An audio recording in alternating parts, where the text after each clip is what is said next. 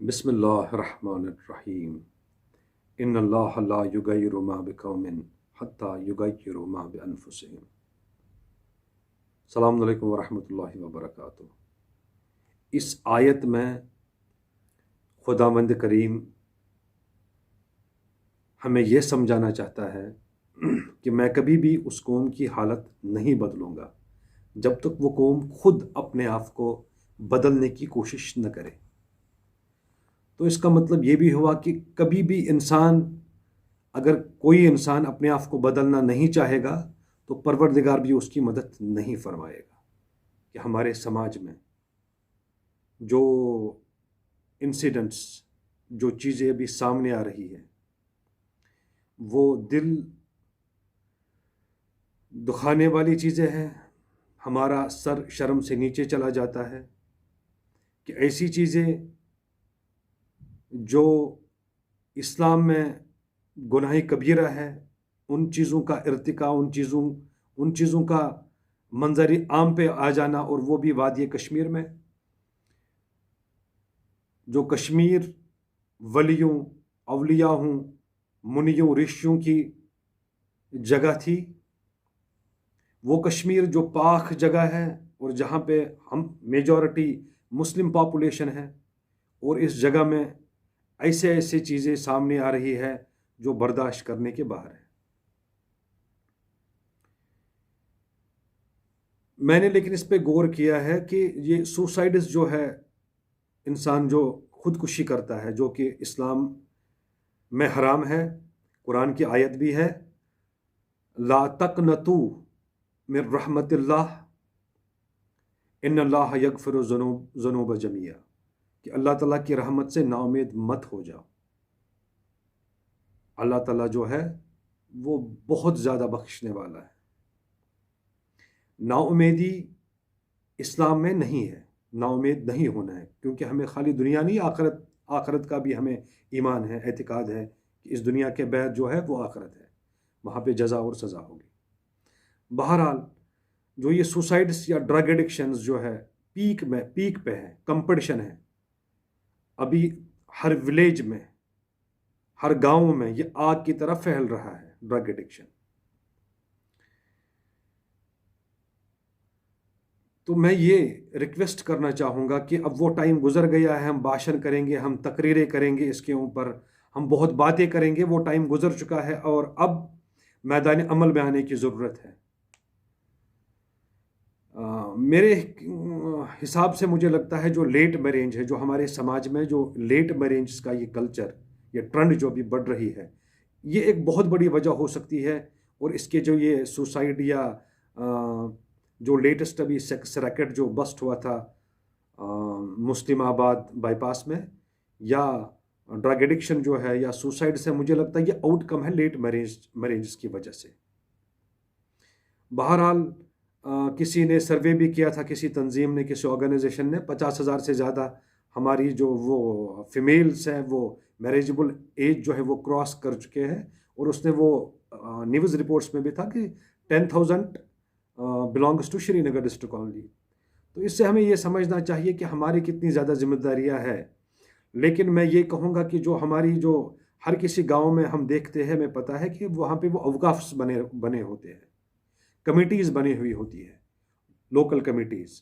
तो उनका तो बस उनको एक्टिवेट होने की ज़रूरत है, उनको मजबूती के साथ काम करने की ज़रूरत है, उनको अपने गाँव पे नज़र रखने की ज़रूरत है, अपने यूथ पे नज़र रखने की ज़रूरत है। जो लोग इस ड्रग्स में इन्वॉल्व है उनको काउंसलिंग करने की ज़रूरत है, उनके साथ नफ़रत करने की ज़रूरत नहीं है, उनको समझाने की ज़रूरत है, और हर कोई वो स्ट्रेटजी इस्तेमाल करने की ज़रूरत है किस तरीके से वो ड्रग्स को छोड़े।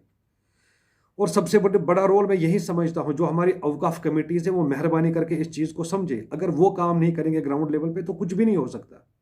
तो हमें रोज़ ये अखबार देखने हैं, सोशल मीडिया चेक करना है, आज इतने ड्रग एडिक्ट्स पकड़े गए, आज इतने सुसाइड्स हो गए, आज हम यहाँ पे पहुँचे हैं। तो हम खामोशी से तमाशा नहीं देख सकते। और जो ये अवकाफ कमेटी का ये भी काम हो सकता है कि वो ग्रुप मैरिज ऑर्गेनाइज कर सकते हैं अपने विलेज में। कुरान ने तो इसके बारे में तो एज के बारे में क्लियर कट नहीं बोला है किस एज में शादी हो सकती है, लेकिन ये ज़रूर बोला है कि जो लड़की है उस 9 साल की जब लड़की होती है तो वो होती है प्यूबर्टी एज उसकी, और लड़के का 15 साल में प्यूबर्टी एज है। ठीक है, हमने देखा है वो 1990 से पहले जब होती थी वो बहुत कम एज होती थी, 18 साल 19 साल लड़की की एज होती थी, लड़के की 20-23 साल, उस एज में वो शादियां हुआ करती थी। लेकिन अब क्योंकि हम बहुत एजुकेटेड हो गए हैं, मॉडर्न हो गए हैं, अब हमने एज चुनी है अब इस टाइम में वो वही है 35, 40, 28। तो ये जो है लेट जो मैरिजेस है, तो इससे क्या है कि वो प्री मैरिटल स्टेटस डेवलप हो जाते हैं, फिर हमारे जो सोसाइटी है फिर उसमें इक्विलिब्रियम नहीं रहता है, फिर जीना हर किसी का मुश्किल हो जाता है।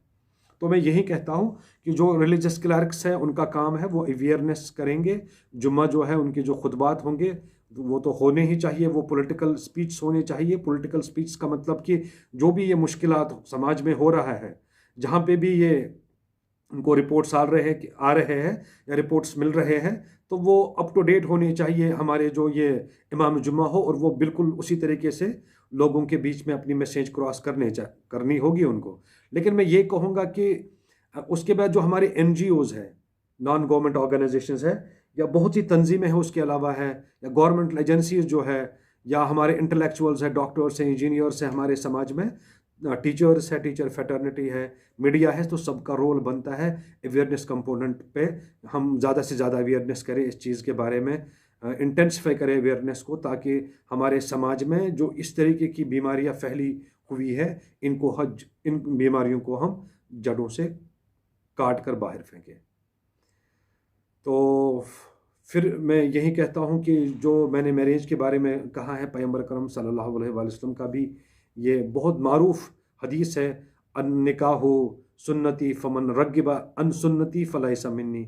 ये जो निकाह है ये सुन्नत है, जो ये सुन्नत नहीं, जो इस सुन्नत पे अमल नहीं करेगा वो हमसे नहीं है।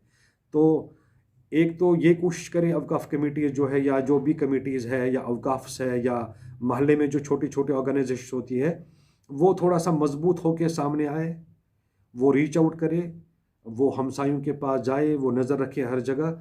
इस्लाम में हमसायों की बहुत ज़्यादा हुकूक है, और मुझे लगता है पुराना ही ज़माना अच्छा था, जब वो दीवार वीवार ऐसी चीज़ें नहीं होती थी, तो एक दूसरे के घर जाया करते थे, उनके वहाँ कुछ अच्छा पकता था तो वो यहाँ बेचते थे, तो यहाँ कुछ अच्छा पकता था तो वहाँ बेचते थे खाने के लिए। बहरहाल अब वो ज़माना गुजर गया, मुझे लगता था वो गोल्डन पीरियड था, वो ख़त्म हो चुका है। लेकिन आज हमने बहुत बड़ी दीवारें की है, हमसाए के हकूक़ के बारे में कुछ नहीं पता है, हमारे दिलों में कीना है, बुग़्ज़ है, ज़िद है, झूठ है, गीबत है, इन चीज़ें जो ये रूहानी बीमारियों से हम उलझे हुए हैं। और हम जो इंसान जो था जिसको अल्लाह ताला ने इज़्ज़त बख्शा था, वो जो इंसान है जो जिसको अल्लाह ताला ने बोला कि ये इंसान जो ज़मीन पे है मेरा खलीफा है, हम उन जो इतने भी वो टैग्स थे हमें, वो हम उन टैग्स को भूल गए हैं। बहरहाल अभी भी टाइम है कि हर किसी का रोल है, हम समाज में रहते हैं और समाज के ऊपर हमारी बहुत ज़्यादा जिम्मेदारी है कि समाज में अगर कहीं इस पे भी कोई गलत हरकत हो रही है, आज उसके घर में आग लगी है और ये आग वहाँ तक महदूद नहीं रहेगी, ये कल हमारे घर तक भी पहुँच जाएगी। तो मैं यही रिक्वेस्ट करूँगा आखिर में फिर एक बार कि जितनी भी ये कमेटीज़ हैं, औकाफ कमेटीज़ हैं, वो अपना काम करें मजबूती के साथ, वो पूरे मोनिटर करें, यूथ पे नज़र रखें। ये सुसाइड्स या बाकी जो भी चीज़ें में कहने की ज़्यादा ज़रूरत नहीं है, वो तो अभी सबको पता है हमारे समाज में इवल्स जो है कितने बड़े पैमाने पे अभी फैल रहे हैं। और बाकी जो हमारे जो रेस्पेक्टेड जो सिटीजन्स हैं हमारे सोसाइटी के, जिसमें डॉक्टर्स हैं, इंजीनियर्स हैं, उनका भी रोल बनता है कि वो रीच आउट करें, लोगों के बीच में जाएं, जिनकी हेल्प की ज़रूरत है उनकी हेल्प करें। और जो ये मैरिज है उसको बिल्कुल एक सिंपल मैरिज बनाएं, उसमें जो ये फॉर्मेलिटीज़ है, जो डॉवरी है, जो इसमें हमने ये बनाया है वाजवान, ये बहुत हेक्टिक चीज़ बनाई है, लाखों का ये प्रोजेक्ट बनाया है। तो इसको जिस तरीके से हम सिंपल करेंगे, तब जाके हम क्या बोल सकते हैं, तब जाके हम यानी जवाबदेह हो सकते हैं कल पैगंबर अकरम सल्लल्लाहु अलैहि वसल्लम के सामने। और मैं यही उम्मीद करूँगा कि हर किसी का रोल है, मेरा भी रोल है, सबका रोल है। हमें चाहिए कि हम इस समत में जितना हमसे हो सके हम अपनी तरफ से हर कोई एफर्ट्स और कंट्रीब्यूशंस दें। बाकी शुक्रिया। अल्हम्दुलिल्लाह रब्बिल आलमीन।